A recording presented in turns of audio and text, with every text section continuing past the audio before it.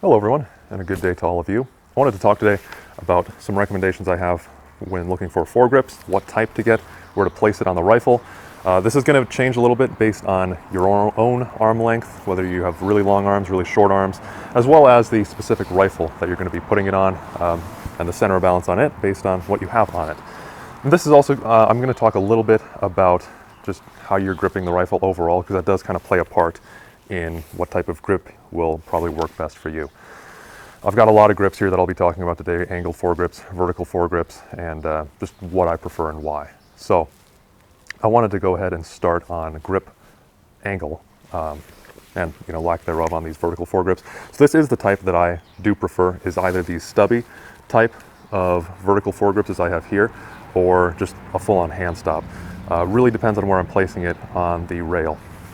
So the reason that I prefer these shorter type, now in the past, I think actually a little over a decade ago even, well, I still had the grip until fairly recently, I was using one of the really old style broom handle type of extremely long foregrips, and I would recommend checking out, there's this video that T-Rex Arms Lucas did on how to use a vertical foregrip, and you don't really use it, just to summarize his points a little bit, you don't really use it by full-on gripping, because then you don't have as much control over the rifle on it kind of turning like this. But if you use it as more of a point of leverage to pull it more into your shoulder, it helps a lot with recoil, helps to control the rifle a lot better, and also puts your wrist at quite a bit of a better angle, which is going to be a pretty relevant point as I go through this video.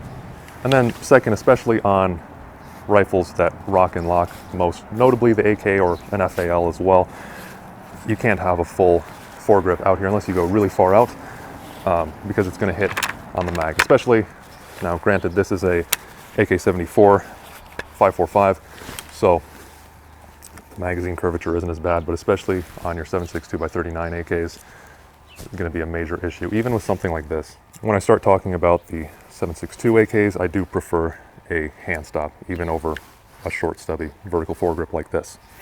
Now for a little bit more on the angle of the grip itself, as I said, I do prefer just full 90-degree vertical foregrips like this. I don't really like the somewhat angled. This is fine. This is a Strike Industries one. You can see it's slightly angled back. It's a little bit hard to tell with the paint, and I don't think I'm holding it at a perfectly straight angle, but this does angle ever so slightly back. I know a lot of people like to take these types of grips and reverse them. That way you have a more aggressive angle against your hand. And for me personally, I've found that that actually presents an issue with the wrist angles. So for example, on this wasser that I have here, you can see I have a hand stop on it just right there. Now the reason for that is what I found when I go out with this support hand, you can kind of feel a bit of wrist tension, or at least I can, just right here.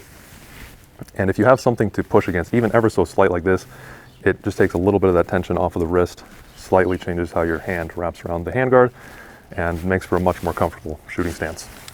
And I think this is especially prevalent on more narrow handguards. It's not that noticeable on this, because I do have a sure shot chassis on here and it's pretty good already. But especially on some of the more narrow handguards I've noticed on ARs, as I go out further towards the muzzle, you can definitely feel it a lot more there. It just changes the wrist angle from being more like this to just ever so slightly further back, and it just helps. Now as for angled foregrips, as I have here, this is just a Magpul AFG2. Now I've used this on a lot of different rifles. I will say that these angled types of foregrips do work better if you have them out quite a bit further, but I don't like this foregrip anyway, so I'm using it as more of a hand stop on here and just gripping right here, just because I already have it. But in the past I did use this on an AR and on that wasser, and I had a different setup going for it. Now the reason I don't like these, and the proper way to use these is to more so do a C-clamp, and as I said, you want this more far out, so almost like this. But what I've found when I'm shooting a lot like this is that this kind of gradual, very little bit of an angle here, it almost gives me the feel when I'm pushing it back into my shoulder that my hand wants to slip down off of this part right here. So I've never liked foregrips like this. You can use just one finger in front of it to kind of give you a bit extra support, but still just doesn't feel great. And it also drops your hand quite a bit, so if you're wanting to get a good thumb over bore, It's just a little bit more of a stretch for your thumb to put it up here, and it, I would say, actually makes it a bit harder to shoot comfortably. But I do think that depending on your exact setup, you don't always need a foregrip necessarily. A good example of this is on this MR762 that I have here. You'll see I don't have, even though on pretty much most of my other rifles I have a foregrip, I don't have one here. I just have rail covers, which I use as an indexing point to get it right where I want to hold it.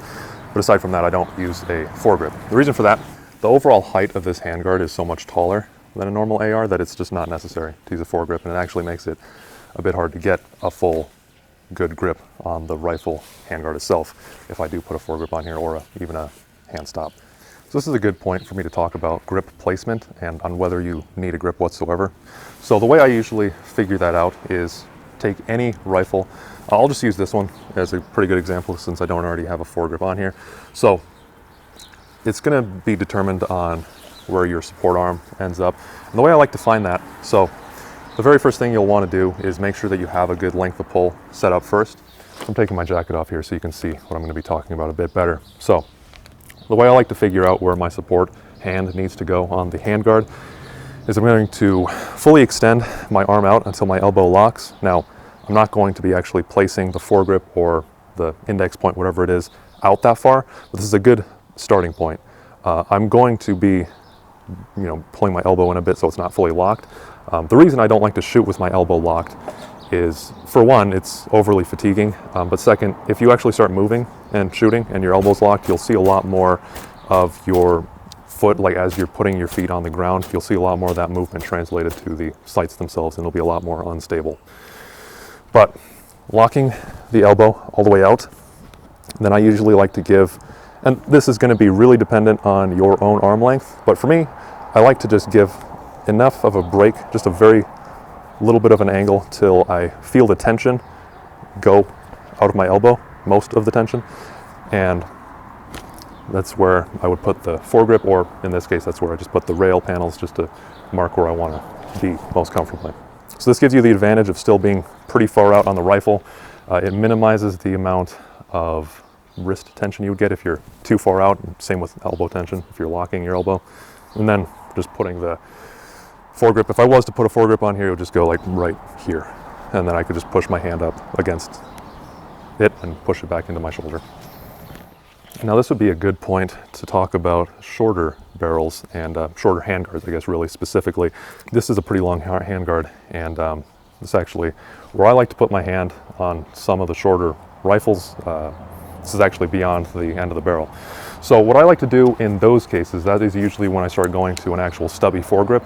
I'm actually a much bigger fan now that I've used quite a few hand stops, of using those when I can get further out on the handguard itself. But if you take, for example, the AK that I was showing earlier, where I have the Seneco stubby foregrip here.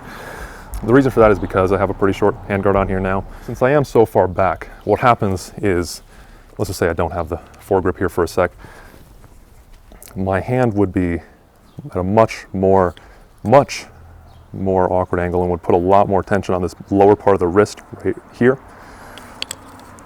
So getting the foregrip here, as I push against it, I'm using almost just 2 fingers on the handguard itself and then 2 fingers on the rail, just kind of half and half, and then having my thumb high. Not doing a full C-clamp. I don't like doing that on AKs because blocks the iron sights, and also the handguard itself is pretty tall. So it kind of, again, extends the thumb a bit more than I would like. But just right here, you can see the angle that it's putting my wrist at is a lot more comfortable than if I was up more. Now, I'm not going to get too much into the legal side here, but I thought I would mention, since I am talking about shorter barrels and shorter handguards, keep in mind that it's not legal to put a foregrip, except for there are technicalities to this, but you can't do this on an AR pistol or an AK pistol, whatever. So just look up the laws about that and just be aware that you can't really do this. So another good way to think about this that I like to use in my own head is basically you have like an invisible triangle here, and it's going to change a little bit based on your own arm length and the rifle, but generally I like to think of it that way. So from all the way out here, I don't use a foregrip at all. As I come back, I would want more and more of a foregrip.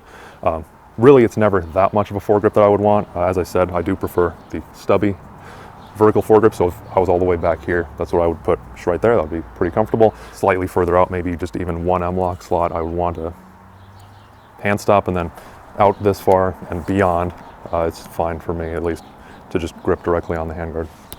Ultimately, it really depends on a few things. The center of balance of your rifle. For example, I've noticed on all my AKs, I always tend to grip them a little bit further back just because of how they're balanced. For example, even here, I have this a little bit further back with this hand stop compared to on ARs where I end up going quite a bit further out. Depends on your handguard's height, center of balance of your rifle, as well as your own arm length. I think more than anything, that's really going to be what determines, and your hand size too. Because for me, as I was saying, some of these handguards are pretty tall. For others, a rather narrow handguard, or what I would define as narrow, would be already pretty large, depending on your hands. Let me know if you have any questions on anything I talked about, or if there's anything else that you wanted to add to this video, or correct, or anything like that. I would love to hear it. Always looking to learn more as well. And I hope to see you all in the next one. So take care, and I'll see you all then.